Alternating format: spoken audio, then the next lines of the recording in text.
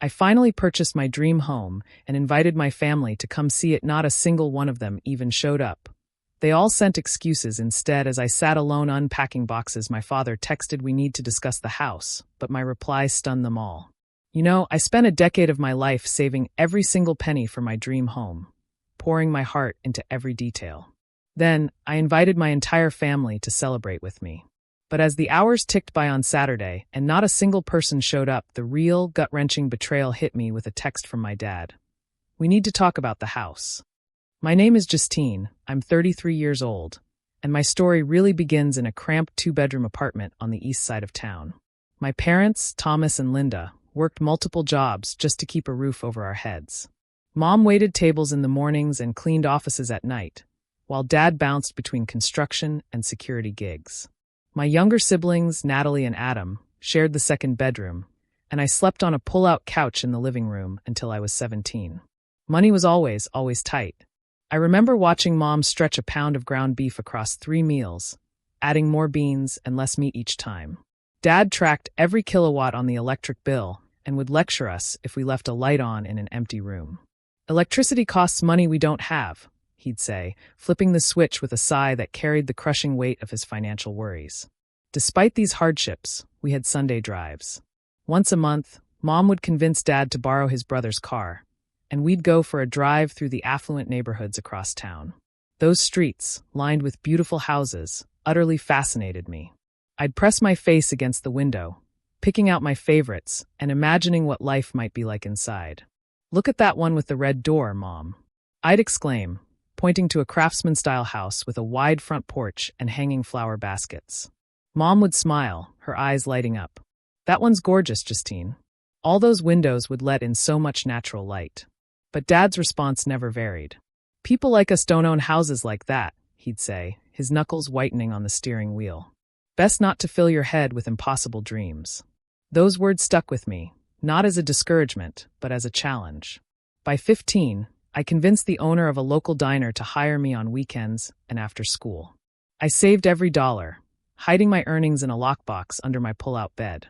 When my parents found out I was working, they expected me to contribute to household expenses. I did, of course, but still managed to set aside half of every paycheck for my future. High school graduation brought unexpected news. My guidance counselor called me to her office one April afternoon. "Justine, have you checked your email today?" Mrs. Garner asked, barely containing her excitement. I hadn't. Internet at home was another luxury we couldn't afford. When she showed me the scholarship notification on her computer screen, I burst into tears. A full ride to State University, including housing. I was going to be the first person in my family to attend college. I expected my family to celebrate this victory. Mom did, hugging me tightly when I shared the news. "I always knew you were special," she whispered. Dad nodded, a flash of pride quickly replaced by practicality. "College is expensive, even with scholarships. Books, supplies, living expenses. Don't get too big for your boots." Natalie, 14 then, seemed genuinely happy for me. Adam, only 12, was too young to understand the significance. College tested me in ways I hadn't anticipated. The scholarship covered tuition and basic housing, but little else. I worked at the campus bookstore between classes and waited tables at a restaurant near campus on weekends. Sleep became a luxury, but I maintained my grades and continued saving. The cultural shift was even harder than the financial strain. Many of my classmates came from wealthy families. They spoke about European vacations and had parents who were doctors, lawyers, or business executives. I learned to navigate conversations carefully, sharing little about my background, feeling the growing divide between our experiences. When I called home, conversations grew increasingly strained. Mom wanted to hear every detail of campus life, living vicariously through my experiences. Dad asked primarily about costs and whether my jobs were interfering with studies. Natalie and Adam talked less and less. Our shared childhood experiences were no longer enough to bridge the growing gap. Graduation day arrived after 4 grueling years. I scanned the audience repeatedly, hoping to see my entire family among the crowd of proud parents and siblings. Only Mom appeared, sitting alone in a dress I knew she'd saved months to purchase. "Where is everyone?" I asked when we met after the ceremony. "Your father picked up an extra shift. They're shorthanded at the site," she explained, not meeting my eyes. Natalie has a school project due Monday and Adam wasn't feeling well. I nodded, swallowing a bitter disappointment. We took pictures, just the two of us, my hard-earned diploma between us. Later, I realized this day set a pattern that would define our family dynamics for years to come. My achievements, however significant to me, often received minimal acknowledgement from most of my family. Their absence at graduation was just the beginning. Armed with my marketing degree, I landed an entry-level position at Blake & Associates, a mid-sized marketing firm downtown. The starting salary wasn't impressive, but the growth potential was real. I found a studio apartment 20 minutes from the office by bus. The space was barely 400 square feet, with a kitchenette so small I could touch opposite counters without stretching my arms fully. But it was mine, and the rent allowed me to continue saving. My financial plan was meticulously detailed. Each paycheck was divided. 50% for essential expenses, 30% for savings specifically earmarked for a future home, and 20% for everything else, including the occasional movie or dinner out.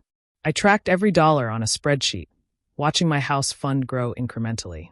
"You need to live a little," my colleague Samantha would say, waving concert tickets. I declined. "You're only young once."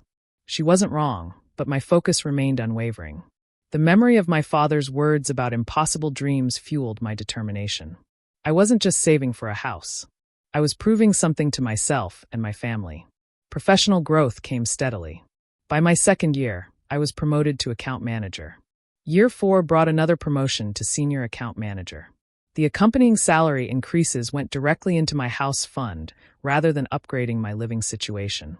Weekends and evenings, I built a side business managing social media accounts for local small businesses. What began as a single client, the florist around the corner from my apartment, expanded to 8 regular accounts. This additional income accelerated my savings significantly. My personal life, however, took a back seat to these financial goals. Friends stopped inviting me to costly outings, knowing my likely response. My apartment remained sparsely furnished with secondhand items. Vacations were non-existent. Even holidays became working days as I took advantage of businesses needing social media coverage during breaks. During year 3 at the firm, I met Marcus in the elevator. He worked for the legal office 2 floors above ours, his smile bright against his dark blue suit as he asked about the stack of social media strategy documents I was balancing. Our relationship developed slowly. Coffee dates turned to dinner, movies, and eventually weekends together. He was patient with my schedule and supportive of my goals. At least initially. 6 months in, he suggested moving in together to save on rent. "We could get a nicer place for less than we're paying separately," he reasoned. "You'd reach your house fund goal even faster." The logic was sound, but something held me back. Perhaps it was fear of merging my carefully controlled financial world with someone else's, or worry that my savings discipline would relax with a partner. Whatever the reason, I declined, and Marcus accepted my decision with grace. 3 years into our relationship, the cracks began to show. Marcus started calling my saving habits an obsession.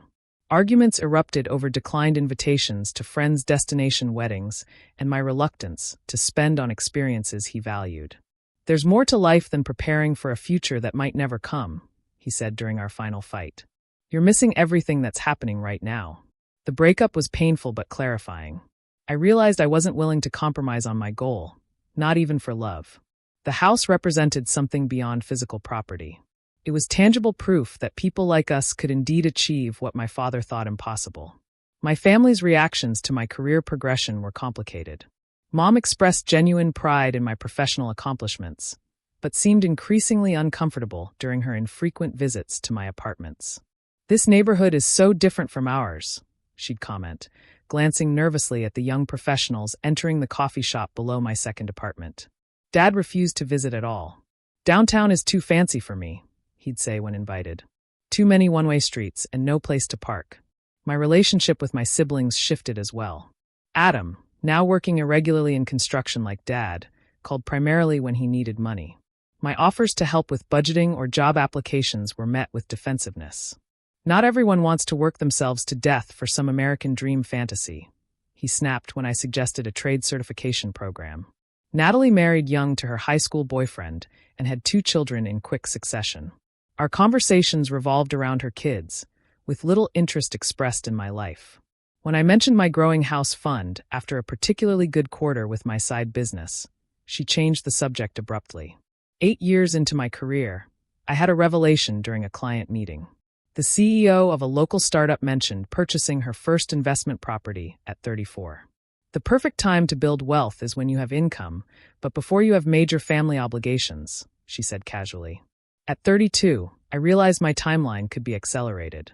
My savings, combined with my excellent credit score and steady income from both my primary job and side business, put homeownership within reach 2 years earlier than planned. That evening, I contacted a mortgage broker for a preliminary consultation. The meeting with my mortgage broker, James, confirmed what I suspected. 8 years of disciplined saving and career advancement had positioned me well for homeownership. My pre-approval amount exceeded my expectations, though I remained committed to staying below that maximum to maintain financial flexibility. "You've done the hard part already," James said, reviewing my impeccable credit report and substantial down payment. "Most first-time buyers struggle with the saving phase. You're in an enviable position." His words validated years of sacrifices. All those declined invitations and sparse furnishings in my series of small apartments. The next step was finding a realtor. Through a work connection, I met Kelly, a straight-talking agent specializing in first-time buyers. Our initial conversations set clear parameters: craftsman or colonial style, minimum of 3 bedrooms for family visits and a home office, an established neighborhood with character, and a reasonable commute downtown. "I've been visualizing this house for 15 years, I explained to Kelly. "I'll know it when I see it, but these are my non-negotiables." The house hunting process proved more emotionally taxing than anticipated. Over 3 months, we viewed 47 properties. Some came close to my vision but had fatal flaws. Water damage concealed by fresh paint, outdated electrical systems that would require costly updates, or locations that would add an hour to my daily commute. By property 38, fatigue set in. "Maybe I'm being too picky," I told Kelly after leaving a nearly perfect colonial with a compromised foundation. "Perhaps I should adjust my expectations." "The right house is worth waiting for," Kelly assured me, "especially for someone who's been as patient and purposeful as you have been." Property 42 changed everything. Driving down a tree-lined street in the historic Oakwood district, I spotted it before Kelly even slowed the car. A craftsman bungalow with a deep front porch, original woodwork, and a red door. My heart raced as we parked. "This looks promising," Kelly said, noting my expression. The interior exceeded my expectations. Original hardwood floors throughout, built-in bookshelves flanking a brick fireplace, a renovated kitchen that respected the home's character while offering modern functionality. Upstairs, 3 bedrooms with angular ceilings and dormer windows created perfect spaces for guests and a home office. Standing in the master bedroom, sunlight streaming through mullioned windows onto wide plank floors, I felt an unexpected wave of emotion. "This is it," I whispered, running my hand along the century-old doorframe. "This feels like coming home to a place I've never been before." Kelly nodded, understanding the weight of the moment. "The asking price is at the top of your range, but given the location and condition, it's fair. If you're serious, we should move quickly. Properties in this neighborhood typically receive multiple offers." That night, I barely slept, running numbers and visualizing my furniture in those sunlit rooms. By morning, my decision was made. We submitted an offer at asking price with a personal letter to the owners, explaining why their house would be the perfect first home for a first-generation homebuyer. Competition was fierce. 3 other offers came in, one above asking price. The waiting period was excruciating. I threw myself into work, trying not to check my phone every 5 minutes for news from Kelly. 3 days later, my offer was accepted. The owners, an older couple downsizing to be closer to grandchildren, had been touched by my letter. They chose my offer despite the higher competing bid, wanting their beloved home to go to someone who would appreciate its character. The loan process brought unexpected complications. My self-employment income from the side business, while substantial, created documentation challenges. The underwriter requested additional verification, extending the closing timeline by 2 weeks. "This is normal for self-employed borrowers," James reassured me. "Your finances are solid. It's just a matter of documenting everything properly." Those 2 weeks felt endless. A competing buyer remained interested, ready to step in if my financing fell through. I submitted tax returns, profit and loss statements, and client contracts, assembling a comprehensive financial portrait to satisfy the underwriter.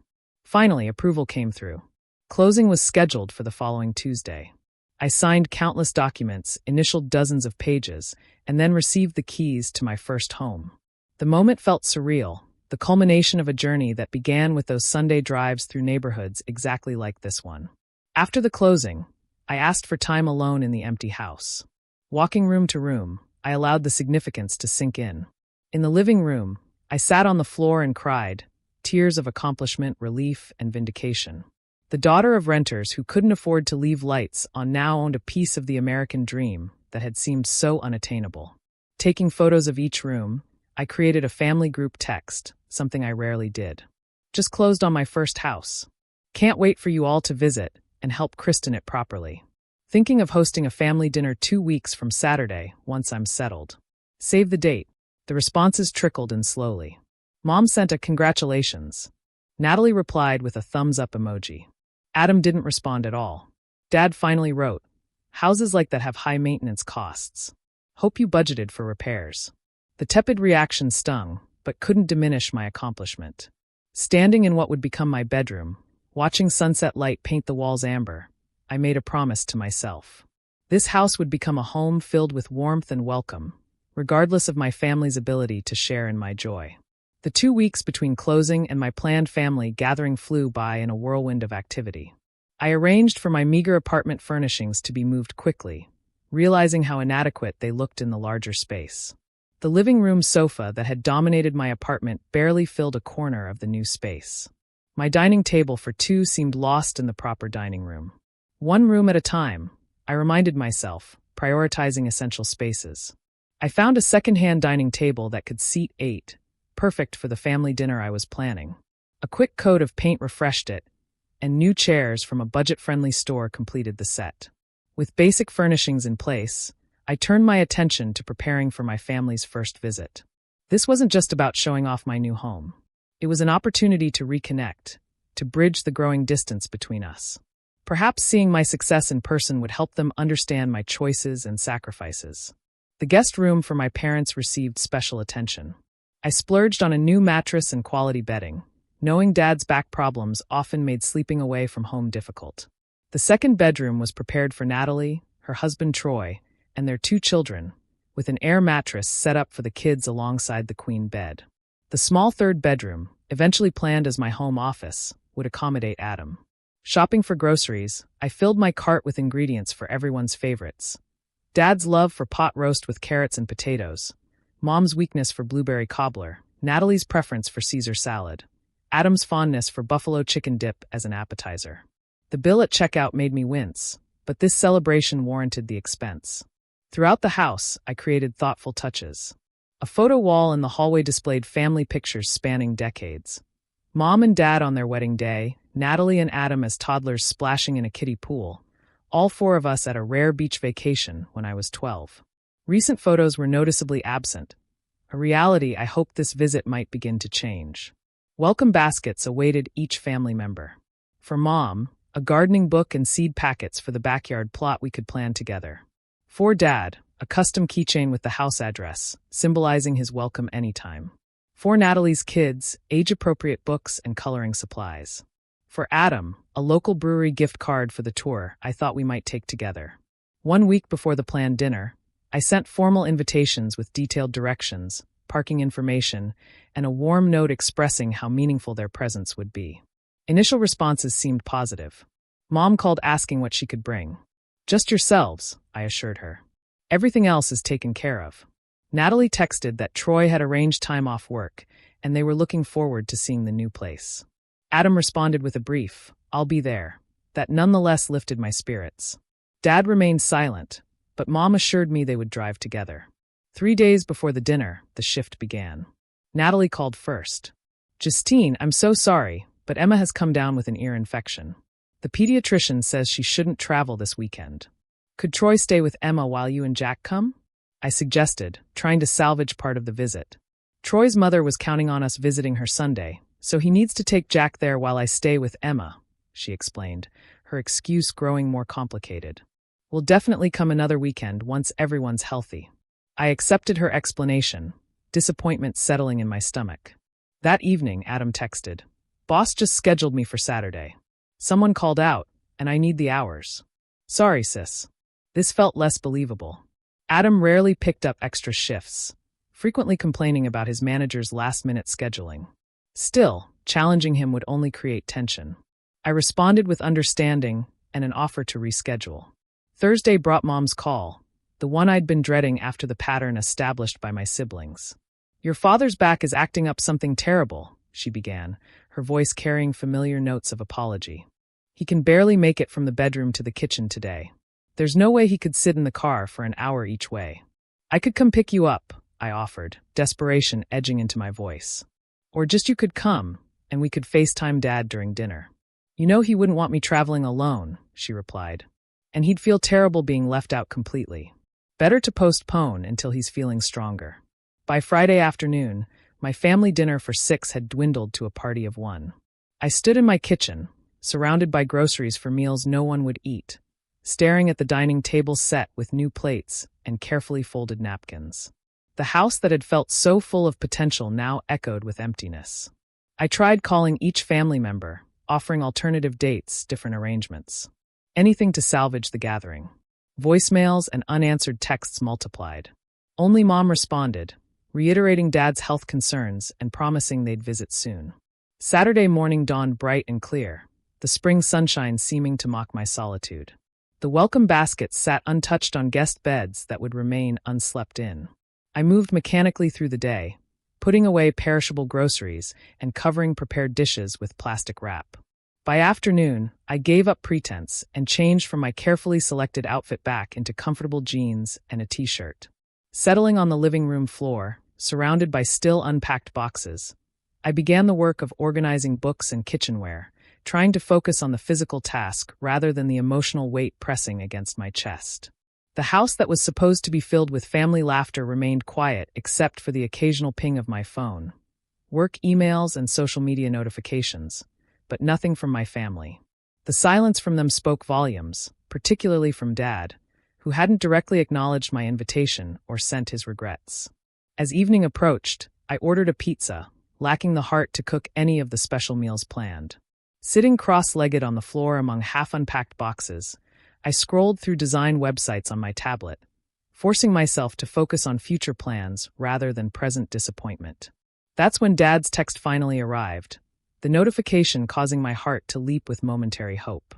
"We need to talk about the house," was all it said. No congratulations, no apology for missing the dinner. Just 7 words that somehow carried an ominous weight. My fingers hovered over the phone screen, pizza forgotten beside me. Dad rarely texted, preferring brief phone calls or having Mom relay messages. This direct communication suggested significance I couldn't ignore. Despite the late hour, I called immediately, heart pounding. He answered on the second ring, his gruff hello lacking any warmth. "Dad, I got your text. Is everything okay?" I asked, trying to keep my tone neutral despite the anxiety building in my chest. "Your mother's upset," he began without preamble. "Been crying on and off since you sent those house pictures." Confusion washed over me. Asterisk crying? Why? Is she okay? Asterisk no, Justine. She's not okay. His voice hardened. "None of us are okay with this show you're putting on." "Show?" I echoed, genuinely bewildered. "What are you talking about?" "This fancy house in that hoity-toity neighborhood. The dinner invitation like you're some kind of hostess from those magazines your mother used to read. It's not you, Justine. At least not the you we raised." The accusation landed like a physical blow. I sank back against an unopened box, struggling to process his words. "Dad, I've worked for this house for years. You know that. I saved every penny, worked multiple jobs. This isn't some show. It's the result of a decade of hard work." "Hard work?" He scoffed. "Is that what you call it when you turn your back on your family? When you stop coming to Sunday dinners because you're too busy with your office job and side hustle? When you move to neighborhoods where your own father feels uncomfortable visiting?" Each question increased in volume until he was nearly shouting. In the background, I could hear Mom's muffled voice urging him to calm down. I never turned my back on anyone. I protested, my own voice rising to match his intensity. "I invited everyone here this weekend. I prepared rooms for each of you. Cooked all your favorite foods. Nobody showed up because we don't belong in a house like that." He exploded. Your mother took one look at those hardwood floors and fancy kitchen and knew she'd be afraid to touch anything. Adam said he felt sick seeing those pictures, knowing he'll never afford anything close to that on construction wages. Even Natalie felt it. Said you were showing off, making it clear how far you've moved beyond us. Tears sprang to my eyes, his words cutting deeper than he could possibly know. That was never my intention. I wanted to share this with you, not make anyone feel bad. Well, you failed, he stated flatly. Your mother thinks you're embarrassed by where you came from, that you bought this house to escape your roots, to escape us. That's not true, I whispered, though doubt began creeping in. Had I unconsciously chosen a neighborhood so different from my childhood home as a form of rejection? Isn't it? Dad continued. When was the last time you brought any of those work friends to meet us? When was the last time you talked about your family at that fancy office? Do your colleagues even know your father works construction and your mother cleans houses? The question struck nerves I didn't realize were exposed. I had compartmentalized my life, keeping my background separate from my professional world. Not from shame, I told myself, but from a desire to be judged on my own merits rather than my origins. I'm proud of where I came from, I insisted, voice breaking. Everything I've accomplished is because of what you and Mom taught me about work ethic and persistence. Save it, Dad interrupted. Actions speak louder than words, and your actions say you're building a life that doesn't include us.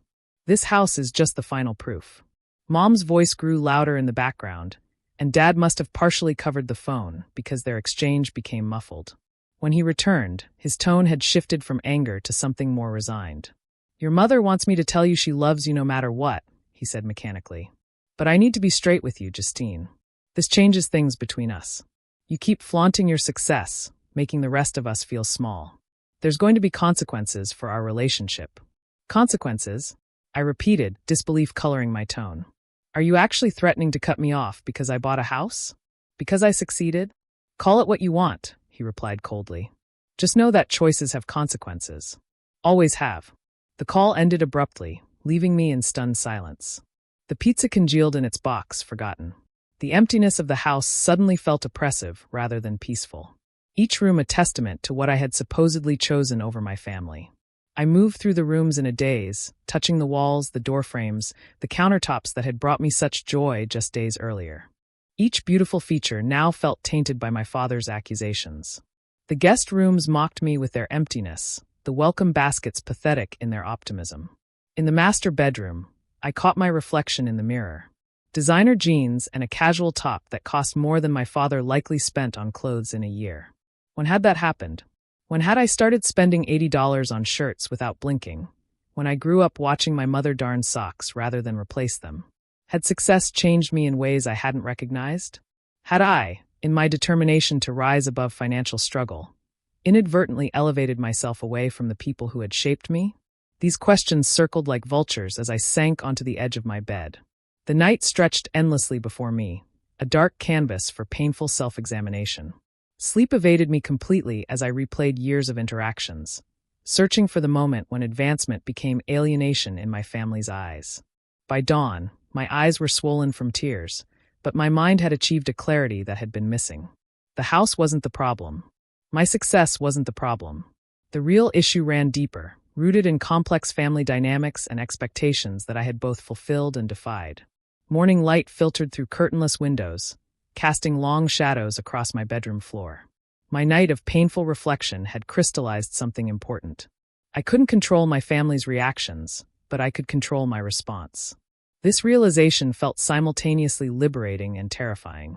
After a shower and coffee, I sat at my new dining table with my laptop open. The words didn't come easily, but they came honestly. I drafted, deleted, and redrafted my response multiple times. This wasn't just a reply to Dad's accusations. It was a declaration of boundaries I should have established years ago. The final text was longer than I typically sent, but each word felt necessary. Dad, Mom, Natalie, and Adam, I've spent the night thinking about our conversation and the feelings behind your absence yesterday. This is difficult to write, but I need you to hear me. First, I love you all deeply. Nothing about my career path or this house purchase changes that. You are my roots, my foundation. The work ethic that built this life came directly from watching Dad work double shifts and Mom juggle multiple jobs. Every sacrifice you made for us kids taught me the value of persistence. But loving you doesn't mean I must diminish myself to make you comfortable. My success isn't a rejection of my upbringing. It's the fulfillment of the potential you nurtured. When I look at this house, I don't see an escape from my past. I see the physical manifestation of lessons you taught me. I won't apologize for working hard and achieving goals. I won't pretend I haven't earned this to soothe feelings of inadequacy I never created or intended. Most importantly, I won't sell this house or downplay my accomplishments to maintain relationships that should be strengthened, not threatened, by my success. The door to this home will always be open to each of you whenever you're ready to walk through it without resentment or judgment. I've created spaces here specifically with you in mind. A guest room with the firm mattress Dad needs for his back, a backyard where Mom and I could garden together, room for Natalie's kids to play, and local breweries I thought Adam might enjoy exploring with me. I'm not choosing this house over family. I'm choosing to believe we can grow together rather than grow apart. I'm choosing to believe that love isn't diminished by square footage or mortgage payments. This door will always be open to you, but I won't close it on my dreams. I hope someday you'll understand that my success honors rather than rejects everything you've given me. Love always, Justine. My finger hovered over the send button for several minutes. This message would either begin healing or deepen the rift. There would be no middle ground. Finally, I pressed send and set my phone aside, deliberately turning my attention to unpacking books onto the built-in shelves. The responses came in stages, each revealing something about my relationships. Mom called first, her voice thick with tears. "I never meant to make you feel bad about your accomplishments," she began. "I'm proud of you, Justine. Always have been. It's just hard watching you create a life so different from what I could provide." "You provided everything that matters, Mom," I replied gently. "Love, values, strength. The rest is just stuff." Our conversation lasted nearly an hour, the first truly honest exchange we'd had in years.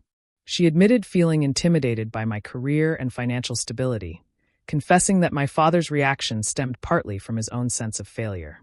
"He wanted so much more for us than what he could achieve," she explained. "Seeing you accomplish what he couldn't. It's complicated for him." "I understand that," I acknowledged, "but I need him to see that my success is his success too. Everything I am began with you both." We ended the call with tentative plans for her to visit alone the following weekend. "Just us girls," she suggested. "Your father needs more time." Natalie texted next, her message unexpectedly vulnerable. "I lied about Emma being sick. The truth is I was jealous and ashamed. Troy and I can barely afford our apartment rent, and seeing your beautiful house made me feel like a failure. I'm sorry. Your message made me cry. Can we start over?" I called her immediately, and our conversation revealed years of competitive feelings I'd never recognized. As the older sister who seemingly did everything right, I represented a standard she felt she couldn't meet. My achievements had unwittingly become a measuring stick against which she judged her own life choices. "I've never thought less of your choices," I assured her. "You have beautiful children and a loving marriage. Those are successes that can't be measured in dollar signs or property deeds." We ended the call with plans for a proper visit the following month, once she'd worked through some of her complicated feelings. Adam maintained radio silence for 3 days before sending a terse text. "Need time to process. Not ready to talk yet." It was the most honest communication we'd had in years, and I respected his boundary without pushing for more. Dad's response was the most painful. A week passed with no word. Then a birthday card arrived in the mail containing a gift card to a home improvement store. No note accompanied it, but the choice of gift acknowledged my new homeowner status, a small step toward acceptance. The weeks that followed brought a mix of sadness and liberation. I missed the easy family relationships I'd once taken for granted, but there was also relief in no longer maintaining the fiction that everything was fine between us. The honest exchanges, however painful, felt like clearing stagnant air. I threw myself into making the house truly mine. Walls were painted, furniture arranged and rearranged, window treatments installed. Each decision reflected my taste and needs rather than considerations of what others might think. A freedom I hadn't previously allowed myself. When a colleague asked about my weekend plans and I mentioned renovating the guest bathroom, she asked casually, "Will your family be visiting to see the improvements?" For the first time, I answered without evasion or sugarcoating. "We're working through some complicated feelings about my move. Family dynamics are challenging sometimes, but we're figuring it out step by step. Her knowing nod and shared story of similar struggles with her own relatives made me realize how universal these experiences were. The pretense of perfect family harmony I'd maintained had only isolated me further. This revelation sparked another important decision. I joined a first-generation professionals networking group, connecting with others navigating the complicated territory between their roots and their achievements. Their stories of similar family tensions helped me understand I wasn't alone in these struggles. 3 months after the failed family dinner, I hosted my first real gathering in the new house. Not for family, but for friends and colleagues who had supported my journey. As glasses clinked and laughter filled rooms that had once echoed with emptiness, I felt the house transforming from a symbol of division to one of new beginnings. 6 months after moving in, my house finally felt like home. The living room walls, once bare, now displayed a mixture of local art and personal photographs.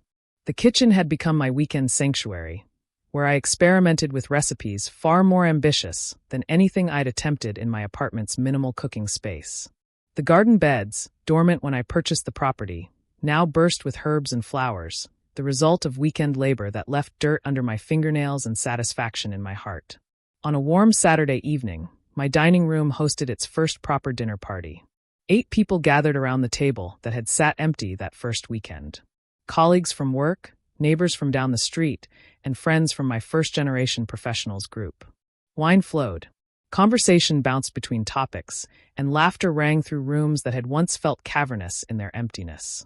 To Justine, toasted Diane from next door, raising her glass, who not only restored this beautiful old house but filled it with warmth and welcome.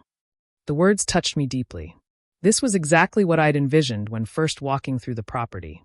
Not just owning walls and floors, but creating a space where connections flourished.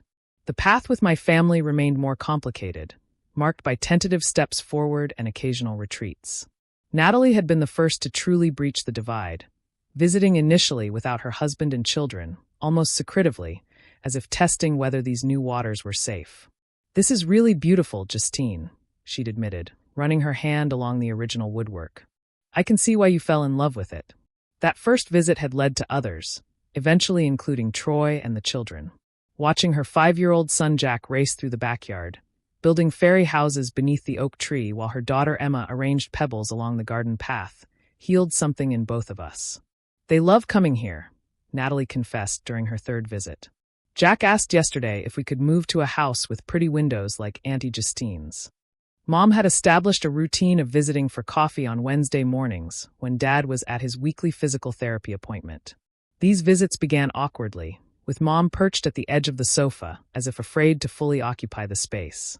Gradually, she relaxed, eventually helping me select curtains for the living room and suggesting placement for family photos.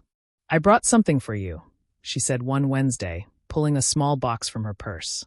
Inside lay Grandma's china teacup and saucer, a family heirloom I'd admired since childhood. "It belongs here now with you." The gesture acknowledged something important, that this house, despite its difference from our family's previous homes, was now part of our shared history. Adam maintained the most distance, responding sporadically to texts but declining invitations to visit. Our relationship had always been the most tenuous, his resentment of my academic achievements dating back to high school. Still, small shifts emerged. When he needed help creating a resume for a job application, he called. Rather than asking Mom to relay the request, as he would have previously, "The place looks nice in the background," he commented during our video call, noticing the built-in bookshelves behind me. "You always did have an eye for that stuff." Coming from Adam, this qualified as effusive praise. Dad remained the final holdout. He had not stepped foot in my house, though Mom reported he asked questions about it after her visits. The birthday card with the home improvement store gift card had been followed by a Christmas card signed with just his name, no message. These small acknowledgments offered hope without resolution. Healing came from unexpected directions. I joined the neighborhood association and volunteered for the community garden project, planting roots of a different kind. These new connections provided perspective on my family situation as neighbors shared similar stories of achievement, creating complicated ripples through family systems. "My father didn't speak to me for 2 years after I got my doctorate," confided Maria, a professor who lived 3 doors down. He had an 8th grade education and felt my degree was somehow a criticism of him. It took time, but eventually he came around. Sometimes people need space to adjust their vision of you. The most significant shift in my thinking came through therapy, a step I took 4 months after the failed family gathering. Weekly sessions helped me untangle complex emotions around success, family loyalty, and identity. Your achievement doesn't diminish anyone else's worth, my therapist emphasized during a particularly difficult session, and their discomfort with your success isn't something you need to fix by becoming smaller. This perspective freed me from the guilt that had shadowed my accomplishments. I began celebrating milestones openly, a major promotion at work, completing the front porch restoration, without immediately calculating how these successes might be perceived by my family. 9 months after moving in, an unexpected text arrived from Dad. Your mother says the gutters need cleaning before winter. Do you have someone handling that? The message contained no warmth, no personal connection, yet represented something monumental. Concern for my home's maintenance, acknowledgement of its importance, and perhaps an oblique offering of practical knowledge. I got quotes but haven't scheduled anyone yet, I replied carefully. Any recommendations? His response came surprisingly quickly. Those companies overcharge. I could take a look next weekend if you want. My hands trembled slightly as I typed my acceptance. When I called Mom to confirm, she admitted Dad had been contemplating this offer for weeks, working up the courage to extend this olive branch in the only way he knew how. The following Saturday brought the surreal sight of my father's truck in my driveway. He emerged wearing work clothes, nodding curtly as if arriving for any ordinary job rather than his first visit to his daughter's home. Mom accompanied him, her nervous smile revealing the significance of this moment. Nice place, he offered gruffly, assessing the exterior with professional detachment. They don't build them like this anymore. Coming from Dad, this constituted high praise. I gave them the tour I'd planned 9 months earlier, watching Dad's eyes widen slightly at the craftsmanship of the original woodwork and Mom's fingers trail across the kitchen countertops she'd only seen in photographs. In the backyard, Dad examined the gutters while I held the ladder. The familiar routine of working alongside him, passing tools and following directions, bridged some of the distance between us. You did good, Justine, he said quietly as we packed up his tools. Not I'm proud of you, or I'm sorry, but an acknowledgement of my achievement that cost him something to give. I accepted it for the monumental concession it represented. That evening, sitting on my porch swing, watching the sunset paint my garden in golden light, I reflected on the complex journey of the past year. The house that had initially seemed to fracture my family connections now offered a different kind of foundation, one where authentic relationships could potentially be rebuilt, brick by careful brick. I realized home wasn't just about the physical space or the financial achievement it represented. Home was creating a place where I could be my authentic self while keeping doors open to the people who shaped me. However complicated those relationships might be, the path forward wouldn't be simple or direct. Some wounds would take years to fully heal, if they ever did. But sitting there, watching shadows lengthen across my garden, I felt peace with the knowledge that true success includes honoring your journey without apologizing for how far you've traveled. Have you ever had to navigate the complicated emotions that can come with outgrowing your origins? How did you manage those difficult family conversations? Tell me what you think. I really want to know.